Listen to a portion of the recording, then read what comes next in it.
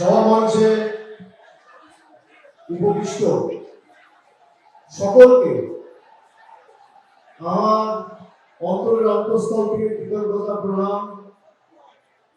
আজকের সভার সঞ্চালক ভাতৃপতি বাপি হালদার সহ সমামঞ্চে উপবিষ্ট দলের সর্বস্তরের নির্বাচিত জনপ্রতিনিধি, দলীয় পদাধিকারী, কি শুনতে পাচ্ছ না?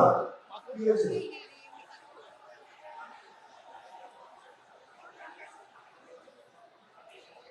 সাউন্ডের যদি কেউ থাকে অনুরোধ করবো, ওখানে শুনতে অসুবিধা হচ্ছে একটু দেখে দিন।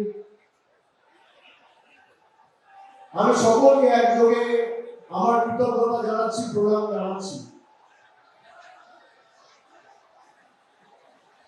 কি হয়েছে? জানাচ্ছিস কেন?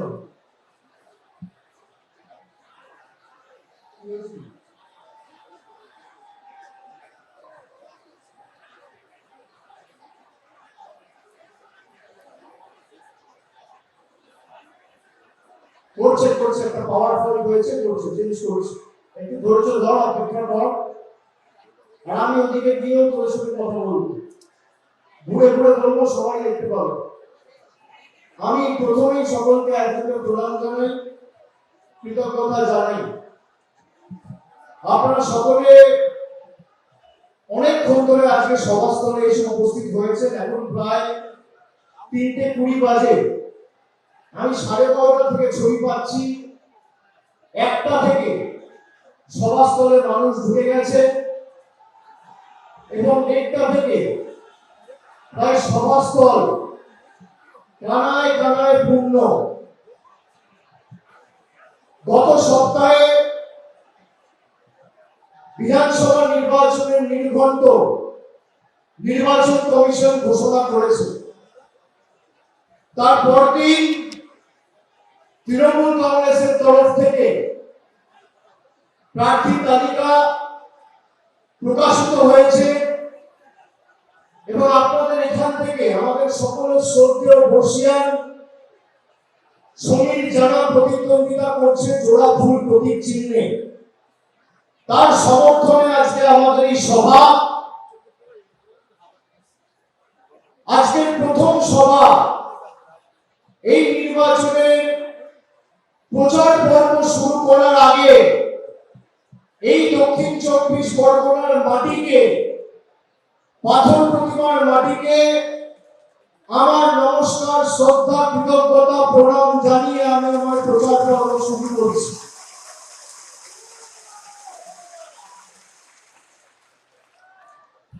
আমার জীবনের প্রচলিত প্রথার মতো যে কোনো প্রচার পর্বের কাজ আমি এই দক্ষিণ 24 পরগনার মাটি থেকে শুরু করি।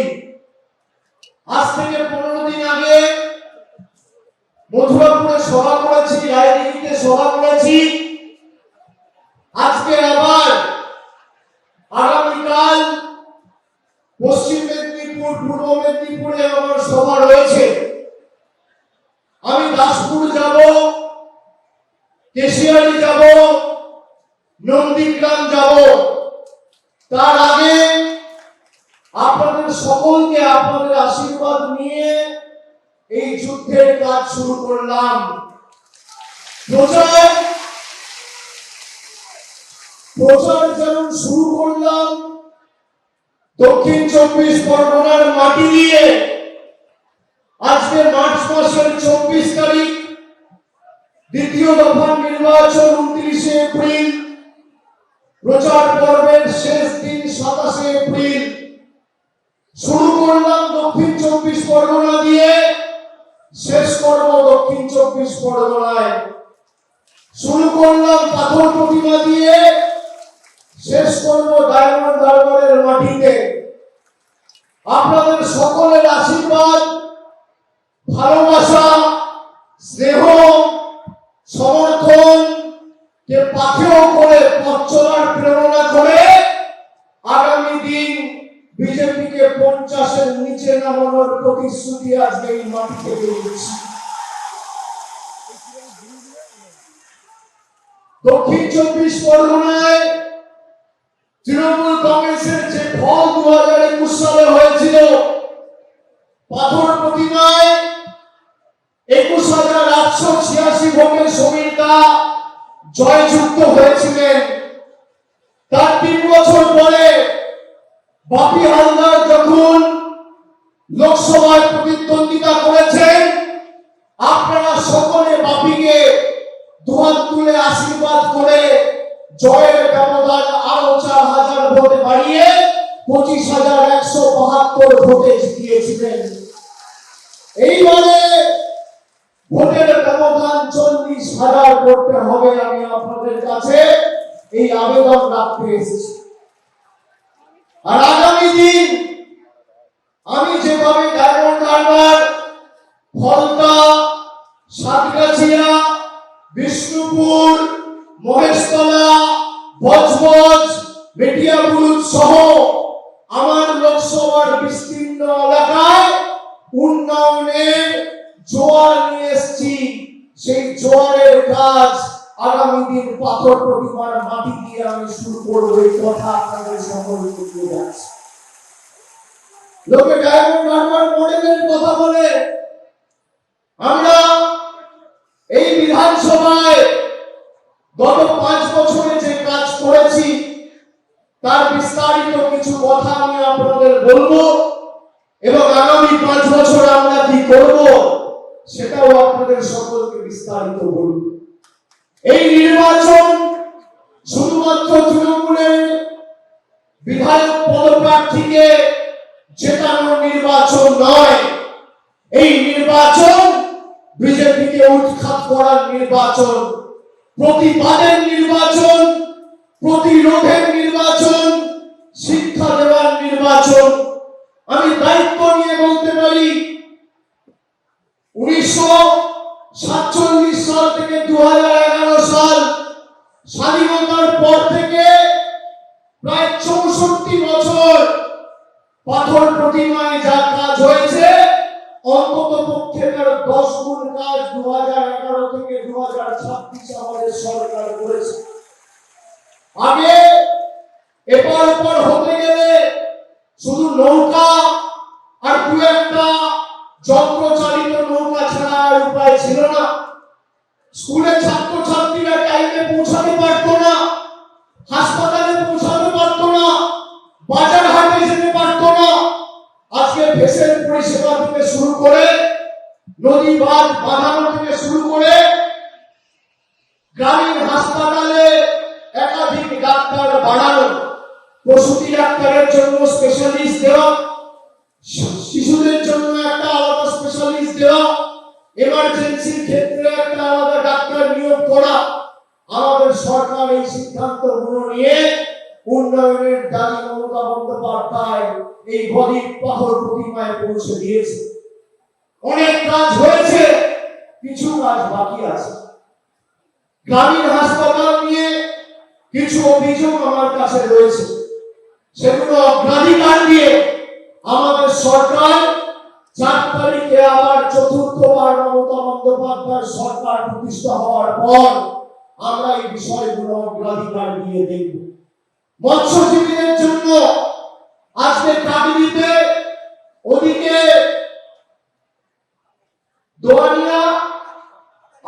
দোয়ানিয়ায় যে মৎস্য বন্দর তৈরি হচ্ছে, কাকদ্বীপে নামখানাতে পলি জমার জন্য কিছু সমস্যা রয়েছে।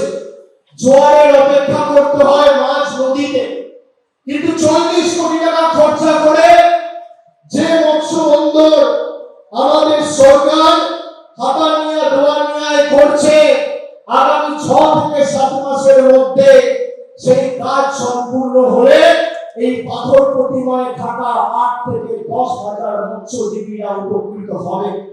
সেখানে বড় কল থেকে শুরু করে, ড্রাই ডক থেকে শুরু করে অত্যাধুনিক ব্যবস্থা থাকবে, শৌচাগার থেকে শুরু করে র্যাম্পের ব্যবস্থা হবে, যাতে মৎস্যজীবীদের কোনো অসুবিধা না হয়।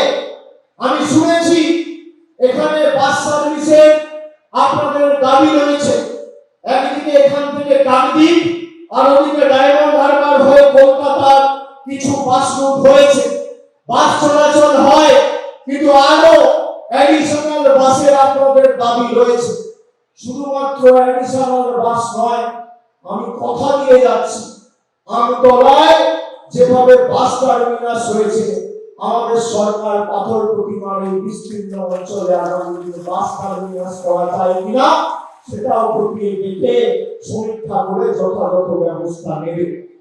আমি আপনাদের বলি, যারা নির্বাচনের সময় ধর্মকে ঢাল করে রাজনীতি করে, তাদের যখন বাড়িতে আপনাদের কাছে প্রচার করতে আসবে, তাদেরকে একটু জিজ্ঞেস করবেন তো যে তোমাদের সরকার 12 বছর ক্ষমতায় 2014 সাল থেকে 2024 2026 12 বছর পাথর প্রতিমার জন্য পয়সার কাজ করেছে। কি মায়েরা ভাইরা, বিজেপির রিপোর্ট কার্ড কোথায়? বিজেপি রিপোর্ট কার্ড দিয়েছে? এই পাথর প্রতিমায় 15টা অঞ্চল ব্লকের অধীনে একটা বুথে দিল্লির কোন প্রকল্প কোন বিজেপির ছোট বড় মাঝারি সেজ নেতা নিয়ে এসে মানুষের কাছে পৌঁছেছে?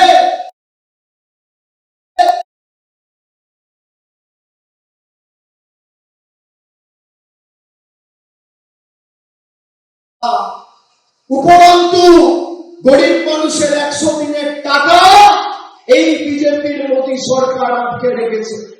আবাসের টাকা আটকে রেখেছে, রাস্তার টাকা আটকে রেখেছে, সর্বশিক্ষা মিশনের টাকা আটকে রেখেছে, জলের টাকা আটকে রেখেছে। আর অন্যদিকে মমতা বন্দ্যোপাধ্যায় বাংলার 2,40,00,000 মায়েদের প্রতি বছর 35,000 কোটি টাকা খরচা করে মাসের প্রথম আর দ্বিতীয় তারিখে সরাসরি লক্ষ্মীর ভান্ডার পৌঁছে দিচ্ছে। এটাই আমাদের সরকার। যারা বলে লক্ষ্মীর ভান্ডার বন্ধ করে দেবে, আমাদের সরকারের আমাদের দলের তরফ থেকে ইস্তাহার গত 3 দিন আগে মমতা বন্দ্যোপাধ্যায় ঘোষণা করেছে তার কালীঘাটের দলীয় কার্যালয় থেকে। সেখানে দিদি 10 প্রতিজ্ঞার কথা বলেছে, অন্য দল প্রতিশ্রুতির কথা বলে, আমরা প্রতিজ্ঞার কথা বলি, শপথের কথা বলি। সেই 10টা প্রতিজ্ঞার মধ্যে খালি 5টা প্রতিজ্ঞা আমি আপনাদের বলে যেতে চাই যে মমতা বন্দ্যোপাধ্যায়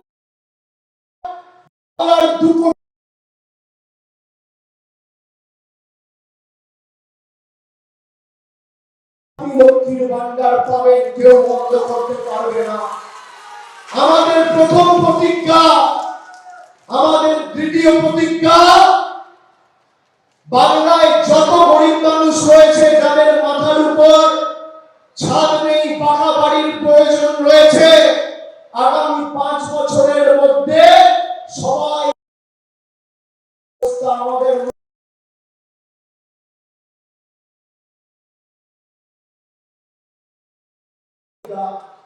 তৃতীয় প্রতিজ্ঞা, গ্রামীণ হাসপাতাল নিয়ে যাদের অভিযোগ ছিল, আপনারা শুনে রাখুন, শুনলে খুশি হবেন।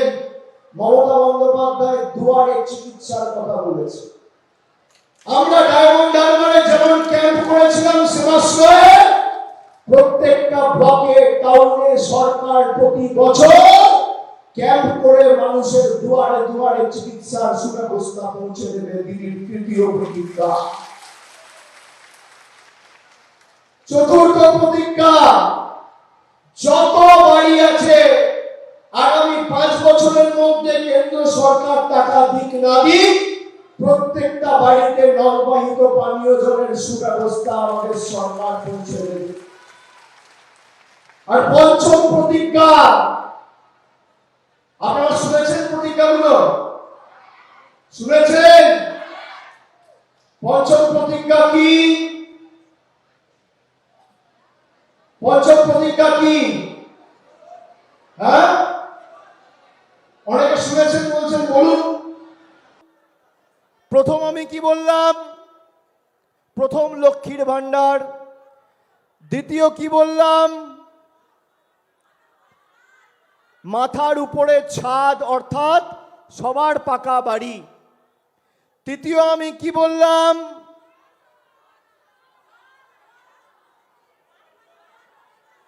ওটা চতুর্থ। তৃতীয়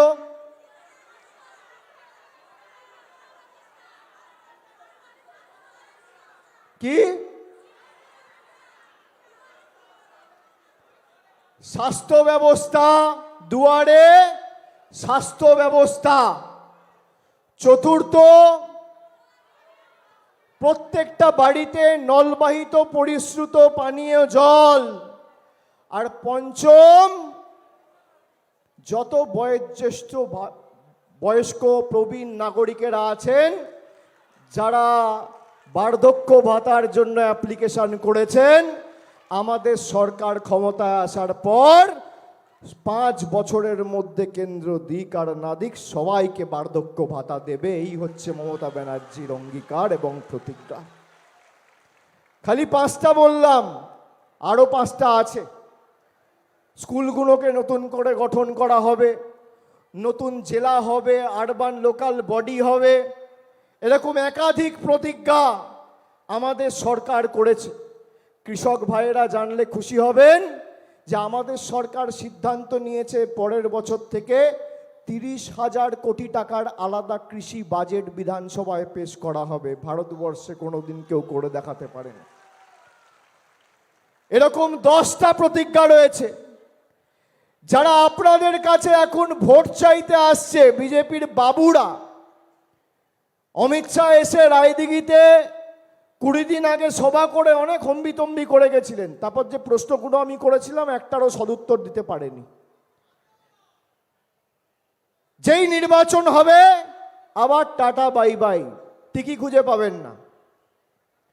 এদের নেতারা এখন বিভিন্ন জায়গায় আমি দেখছি বিজেপির প্রার্থীরা বাড়ি বাড়িতে গিয়ে লোকের দাড়ি কামাচ্ছে।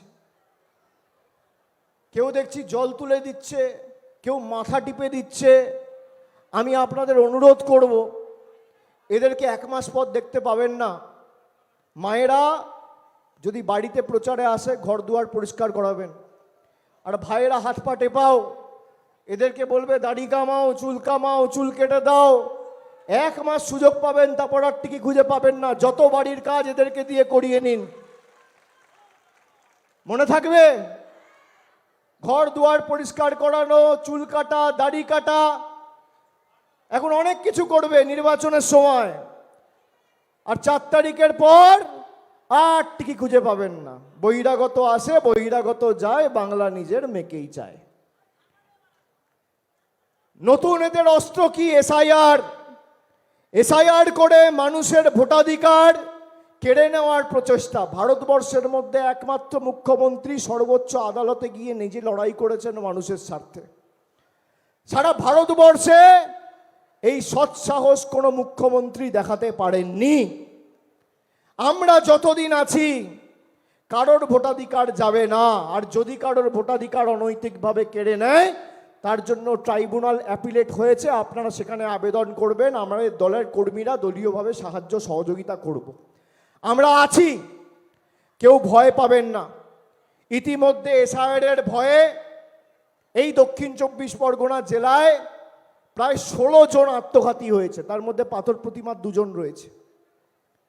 বিজেপির কাছে এই জীবন, এই প্রাণগুলোর কোনো দাম নেই, কিন্তু আপনাদের জীবন, আপনাদের প্রাণ আমাদের কাছে মণিমুক্তের মতো।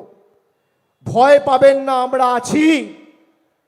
যতদিন আমরা আছি, এটা চেয়েছিল আপনার খাদ্যসাথীর টাকা আটকাতে, স্বাস্থ্যসাথীর টাকা আটকাতে, আবাস যোজনার টাকা আটকাতে, জল জীবন মিশনের টাকা আটকাতে, পথশ্রীর টাকা আটকাতে পেরেছে? খালি পাথর প্রতিমা বিধানসভায় পথশ্রী 2, পথশ্রী 3 এবং পথশ্রী 4 গত 3 বছরে 297 কিলোমিটার গ্রামীণ রাস্তা আমাদের সরকার, মামাটি মানুষের সরকার, কেন্দ্র সরকারের কোনো সাহায্য ছাড়া 145 কোটি টাকা খরচা করে এই পাথর প্রতিমার ব্লকে এবং বিধানসভায় করেছে 15টা অঞ্চলে। এই আমার রিপোর্ট কার্ড। বিজেপি নেতাদের বলবেন রিপোর্ট কার্ডটা নিয়ে আয়। আমাদের সরকার বাংলা আবাস যোজনায় শুধু গত 2 বছরে 2024 আর 2025 এই 2 বছরে 16,843 জনকে মাথার উপর পাকা ছাদের ব্যবস্থা করে দিয়েছে আমাদের মামাটি মানুষের সরকার। গত 2 বছরের পরিসংখ্যান। পাথর প্রতিমার যে 15টা অঞ্চল রয়েছে এই বিধানসভার অন্তর্গত, প্রায় 93,000 মায়েদের, দিদিদের, বোনেদের, 93,000 মহিলাদের শুধু পাথর প্রতিমার বিধানসভার অন্তর্গত লক্ষ্মীর ভাণ্ডার দেওয়া হচ্ছে প্রতি মাসে। আমাদের সরকার দিয়েছে। এই আমার রিপোর্ট কার্ড। খাদ্যসাথী প্রকল্পে 3 লক্ষের উপর লোকেদের বিনামূল্যে খাবার পৌঁছে দিয়েছে আমাদের সরকার। কৃষক বন্ধু প্রকল্পে প্রায় 70,000 কৃষক উপকৃত হয়েছে। যুবসাথী আজ থেকে 1.5 মাস আগে ঘোষণা করেছে বাজেটে, আর 15 দিন আগে টাকা পেয়ে গেছেন। যারা মমতা বন্দ্যোপাধ্যায়ের বাপ্পাপান্ত করতো তারাও লাইনে দাঁড়িয়ে যুবসাথীর ফর্ম ফিল আপ করে যুবসাথী নিচ্ছে। যুবসাথী প্রকল্পে পাথর প্রতিমা বিধানসভা থেকে 16,608 জন 21 থেকে 40 বছরের মধ্যে 16,608 জন যুবক যুবতীরা মাসে 1500 টাকা করে ডাইরেক্ট ব্যাংক ট্রান্সফারের মাধ্যমে ইতিমধ্যে উপকৃত হয়েছে। স্বাস্থ্যসাথী প্রকল্পে 97,954 জন উপকৃত হয়েছে। বিজেপি, নরেন্দ্র মোদী, অমিত শাহ বলে মমতা ব্যানার্জি বাংলায় আয়ুষ্মান ভারত করতে দেয়নি। যারা আজকে সভায় এসছেন কাদের হাতে মোবাইল ফোন আছে একটু হাত তুলুন তো। যারা মোবাইল ফোন ব্যবহার করেন, স্মার্টফোন ব্যবহার করেন, হাত তুলুন। হাত তুলুন যারা ব্যবহার করেন। এদিকে যারা আছে, পিছনে যারা আছে, যারা ফোন ব্যবহার করেন, যাদের বাড়িতে টিভি আছে, রেডিও আছে, 2 চাকার মোটরসাইকেল আছে, পাকা ছাদ বা একটা দেওয়াল রয়েছে, হাত তুলুন। কাদের রয়েছে? হাত তুলুন। পিছনে যারা আছেন, কারা ফোন ইউজ করেন, বাড়িতে টিভি, রেডিও, মোটরসাইকেল রয়েছে, হাত তুলুন। এবার শুনে রাখুন, আপনার বাড়িতে টিভি থাকলে আপনি আয়ুষ্মান ভারত পাবেন না। আপনার হাতে মোবাইল ফোন থাকলে, স্মার্টফোন থাকলে আপনি আয়ুষ্মান ভারত পাবেন না। একটা দেওয়াল, পাকা দেওয়াল যদি বাড়িতে কোথাও থাকে, ছাদ ছেড়ে দিন, পাকা দেওয়াল, আয়ুষ্মান ভারত পাবেন না। মোটরসাইকেল থাকলে আয়ুষ্মান ভারত পাবেন না। আর মমতা ব্যানার্জির স্বাস্থ্যসাথী, টিভি থাকলেও পাবেন, না থাকলেও পাবেন, বাড়িতে ছাদ থাকলেও পাবেন, না থাকলেও পাবেন, মোটরসাইকেল থাকলেও পাবেন, না থাকলেও পাবেন, হাতে স্মার্টফোন থাকলেও পাবেন, না থাকলেও পাবেন। কি চান আপনারা, আয়ুষ্মান ভারত না স্বাস্থ্যসাথী? কি চান আপনারা, আয়ুষ্মান ভারত না স্বাস্থ্যসাথী? গ্যাসের দাম দেখেছেন? গ্যাসের দাম, আমি স্যালুট জানাই এই জেলাকে। মহামতি গোখলে বলতো না, what Bengal things today, India things tomorrow. দক্ষিণ 24 পরগনা যা আজ ভাবে, সমগ্র বাংলা কাল ভাবে। আমার স্যালুট যে এত চেষ্টা করেছে, তাও মায়েরা, দিদিরা, ভাইয়েরা, সমবয়সী সতীর্থরা দাঁত ফোটাতে দেয়নি একটা বুথে বিজেপিকে।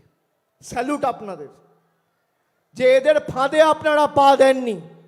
আর যারা বিজেপিকে ভোট দিয়েছিল তারা ভাবছে বিজেপিকে ভোট দেওয়া আর খাল কেটে কুমির আনা এক। রান্নার গ্যাসের দাম ছিল 400 টাকা, আজকে 1000 টাকা। চা পাতার দাম ছিল 150 টাকা, আজকে 400 টাকা। দুধের দাম ছিল 28 টাকা লিটার, আজকে প্রায় 60 টাকা লিটার।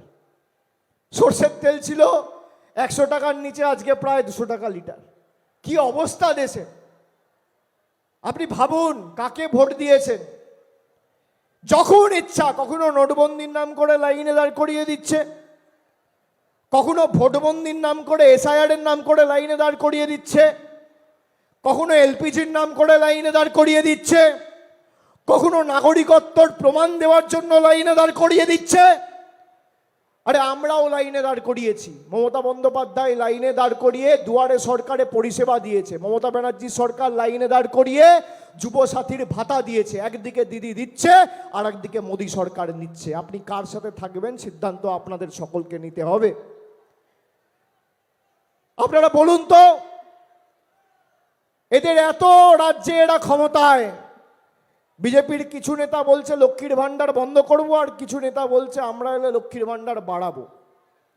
আমার ওপেন চ্যালেঞ্জ, যারা বলছে বন্ধ করব বিজেপি তাদের বহিষ্কার করুক, আর যারা বলছে বাড়াবো তাদেরকে বলবো নরেন্দ্র মোদী আর অমিত শাহকে গিয়ে বলুন 15টা রাজ্যে আপনাদের সরকার ক্ষমতায়, একটা রাজ্যে যদি লক্ষ্মীর ভান্ডার যেভাবে আমাদের সরকার পরিবারের 5 জন মহিলা থাকলে 5 জনকেই দিয়েছে, আপনারা দিয়ে দেখান তৃণমূল কংগ্রেস বিধানসভায় প্রতিদ্বন্দ্বিতা করবে না, প্রার্থী পদ প্রত্যাহার করব। চ্যালেঞ্জ ছুড়ে দিয়ে যাচ্ছি আপনাদেরকে। পারবেন আপনারা? এরা যখন আসবে জিজ্ঞেস করবেন, যখন সংকটের সময় বুলবুল, আমফান, যশের মতো বিধ্বংসী ঘূর্ণিঝড়, কোভিডের মতো মহামারী, তৃণমূল কংগ্রেস ছাড়া আর কাউকে পাওয়া যায়নি। বিজেপির কোনো নেতা কর্মীদের টিকি খুঁজে পাওয়া যায়নি। আজকে বাংলায় জিততে না পেরে অমিত শাহ সভা করে এসে বলেছিল 2021 সালে সুন্দরবনকে জেলা করে 2 লক্ষ কোটি টাকা দেবো, 2 পয়সা দেয়নি। 5 বছর হয়ে গেছে, এদেরকে বলো হিসাব দাও। আমরা তো হিসাব দিয়েছি, উন্নয়নের পাঁচালী আমাদের প্রতিনিধিরা বাড়িতে বাড়িতে পৌঁছেছে। আমি আজকে কত মহিলা লক্ষ্মীর ভান্ডার পাচ্ছে, কতজন খাদ্যসাথী পাচ্ছেন, কতজন কন্যাশ্রী পাচ্ছেন, কতজন আবাস পেয়েছেন, কতজন যুবসাথী পেয়েছেন, আমি তার হিসেব দিয়েছি পুঙ্খানুপুঙ্খ। বিজেপির হিসাব কোথায়? হিসেব কোথায়? আজকে পরিযায়ী শ্রমিকদের উপর যারা বাংলা থেকে বাইরে কাজ করেছে তাদের উপর বাংলায় কথা বলেছে বলে তাদেরকে বাংলাদেশি বলে আখ্যায়িত করেছে। আমরা মাছ খাই বলে আমাদের বলা হচ্ছে মুঘল। কারা মাছ খান একটু হাত তুলুন তো। বিহারের বিজেপির উপমুখ্যমন্ত্রী তিনি বলছেন বিহারে মাছ বন্ধ করে দেব। কে মাছ খাবে, কে ডিম খাবে, কে সবজি খাবে, কে রুটি খাবে, কে মাংস খাবে, বিজেপির বাবারা ঠিক করবে দিল্লিতে বসে। এই মাটি আমাদের, আমরা কি খাবো, কি পড়বো, কার সাথে কথা বলবো সিদ্ধান্ত আমাদের। কারোর অঙ্গুলি হলো না, বাংলার মানুষ তল্পি বাহকের মতো কাজ করবে না। আমরা সব কিছু করতে পারি, কিন্তু আমরা মাথা নত করব না। প্রয়োজনে দেব মোরা 1 নদী রক্ত, হোক না পথের বাঁধা প্রস্তুর শক্ত। অবিরাম লড়াইয়ের চির সংঘর্ষে একদিন সে পাহাড় টলবেই, জনগণের সংগ্রাম চলবেই। বাংলা থেকে আগামী দিন ভারতবর্ষের পরিবর্তনের চাকা ঘুরবে। যেভাবে দক্ষিণ 24 পরগনার মাটি থেকে 2008 সালের পরিবর্তনের চাকা ঘুরেছিল, একই চাকা বাংলা থেকে দিল্লির পরিবর্তন হবে আগামী 3 মাসের মধ্যে বাংলায় জেতার পর। মমতা বন্দ্যোপাধ্যায় যেমন 4র্থবার মুখ্যমন্ত্রী হবে, সমীর জানাও 4র্থবার বিধায়ক হবে। ব্যবধান আরো বাড়বে। আর আমি আপনাদের কথা দিয়ে যাচ্ছি, এই এলাকার সার্বিক উন্নয়নের দায়ভার আমার দায়িত্ব। আমি আমার নিজের কাঁধে আজকে এই সভার মাঠ থেকে তুলে নিয়ে যাচ্ছি। আমার নিজের লোকসভা কেন্দ্র আমি চেষ্টা করি আমার যতটুকু সামর্থ্য রয়েছে দক্ষিণ 24 পরগনার প্রত্যেকটা বিধানসভাকে আমি আমার নিজের পরিবার মনে করি। আমি চেষ্টা করেছি, যেখানে খবর পেয়েছি মানুষের বাড়ির প্রয়োজন, রাস্তার প্রয়োজন, সঙ্গে সঙ্গে পৌঁছে দিয়েছি। যারা অ্যাপ্লাই করেছিল দক্ষিণ 24 পরগনা থেকে 95% লোকের বাড়ির ব্যবস্থা আমাদের সরকার করে দিয়েছে। দক্ষিণ 24 পরগনার মানুষ যে কৃতজ্ঞতার ঋণে আমাদের বারে বারে আবদ্ধ করেছে, আমরা কথা দিচ্ছি সেই ঋণ উন্নয়নের মাধ্যমে আমরা পরিশোধ করব, তার ব্যতিক্রম হবে না। আর 15টা অঞ্চলের মধ্যে একটা অঞ্চলে আমরা পিছিয়ে ছিলাম, দুটো অঞ্চলে কি শ্রীরাম কি নাম, একটা অঞ্চলে পিছিয়ে ছিলাম। 15টা অঞ্চলের মধ্যে 24-এ 15টাতেই জিতেছি। এবার শুধু জিতলে হবে না, এবার যে কোনো বুথে যেখানে বিজেপি রয়েছে এদের গণতান্ত্রিকভাবে এমন যোগ্য জবাব দিতে হবে, যারা মানুষকে লাইনে দাঁড় করিয়ে কষ্ট দিয়েছে, যখন ইভিএমের বোতামটা টিপবেন আর ব্যালট বাক্সটা খুলবে, পদ্ম ফুলের নেতারা যেন চোখে সর্ষে ফুল দেখে, এটা সবাইকে সুনিশ্চিত করতে হবে। আমায় কালকে অনেকে ফোন করে বলল, বিভিন্ন জায়গা থেকে আমাদের বিএলএ টুরা ফোন করছে, বলছে দাদা বিজেপির অফিস থেকে দিল্লি থেকে ফোন করছে, বিএলএ টুর লিস্ট আমাদের নির্বাচন কমিশনকে জমা দিতে হয়, সেই লিস্ট চলে গেছে বিজেপির হাতে। যে লিস্ট নির্বাচন কমিশনকে তৃণমূল জমা করেছে সেই লিস্ট চলে গেছে বিজেপির হাতে। বিজেপির নেতারা দিল্লি থেকে ফোন করে বলছে আমাদের হয়ে কাজ করো, তোমাদের টাকা দেবো। বুথে বসার লোক নেই তো কি করবে? যদি এরম কেউ ফোন পান, অন্য কেউ বলতে পারে ফোন কেটে দেবেন, আমি বলবো ফোনটা নেবেন, ধরবেন, কথা বলবেন আর টাকাটাও নেবেন।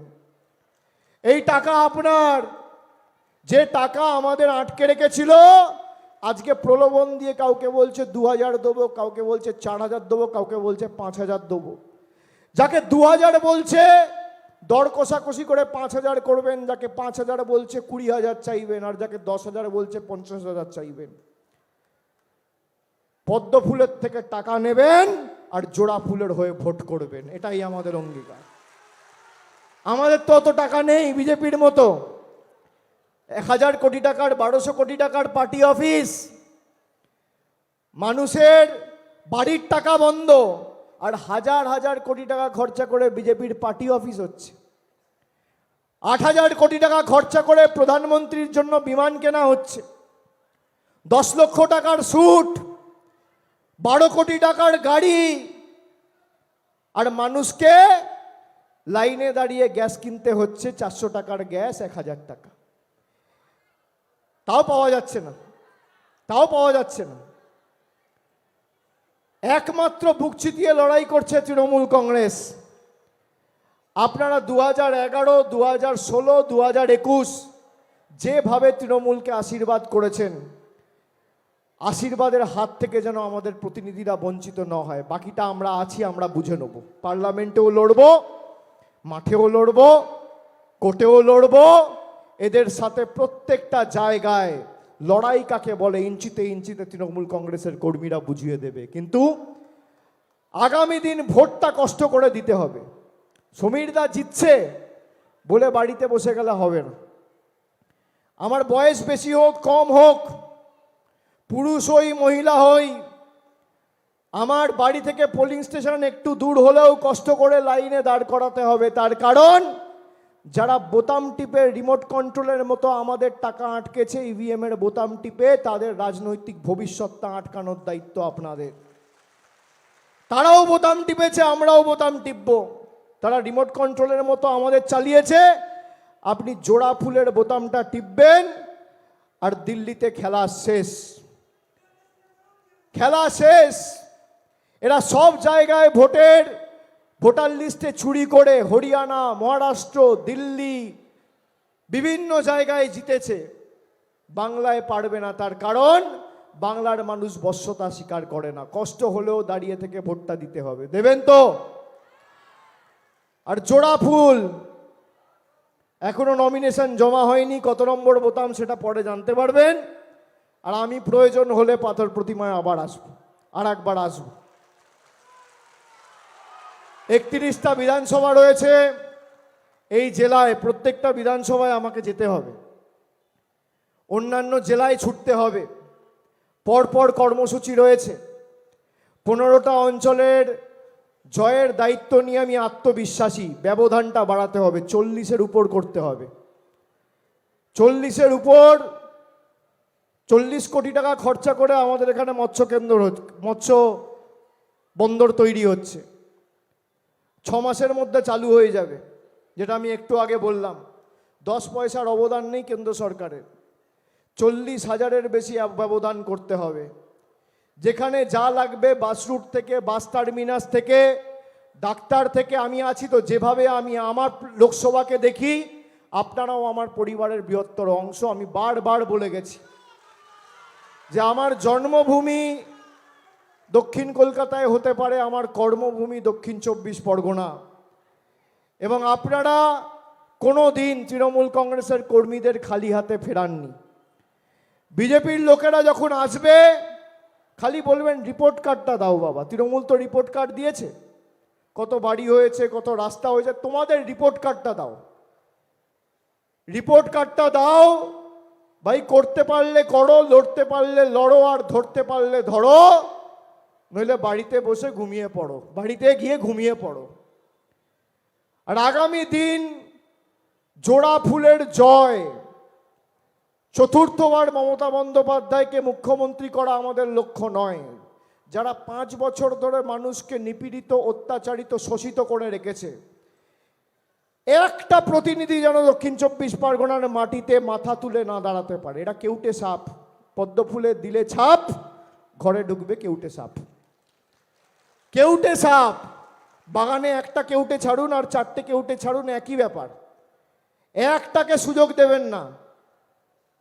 আপনি দুধ খাওয়াবেন, আপনাকেই ছোবল মারতে আসবে। যারা ভোটে জিতিয়েছিল ওই নদিয়া বনগাঁর দিকে, মতুয়া ভাইদের সব নাম কেটে দিয়েছে। দিল্লিতে দরবার করে বলেছে বাংলার মানুষের টাকা আটকে দাও। এদেরকে উচিত শিক্ষা দিতে হবে। বাকিটা আপনাদের সাথে আবার দেখা হবে। আমি সকলকে আর একবার ধন্যবাদ, কৃতজ্ঞতা, প্রণাম, অভিনন্দন জানিয়ে আজকে আমার বক্তব্য এখানেই শেষ করছি।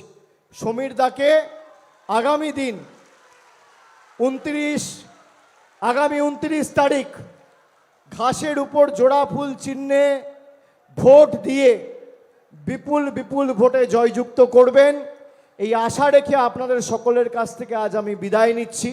ভালো থাকবেন, সুস্থ থাকবেন। জয় হিন্দ, বন্দে মাতরম, জয় বাংলা। আর যতই করো হামলা, জোরে বলুন, যতই করো হামলা, যতই করো হামলা, যতই করো হামলা, আবার জিতবে, আবার জিতবে, আবার জিতবে, আবার জিতবে, আবার জিতবে, আবার জিতবে, আবার জিতবে, আবার জিতবে, আবার জিতবে, আবার জিতবে, আবার জিতবে। এবিপি আনন্দ, এগিয়ে থাকে, এগিয়ে রাখে।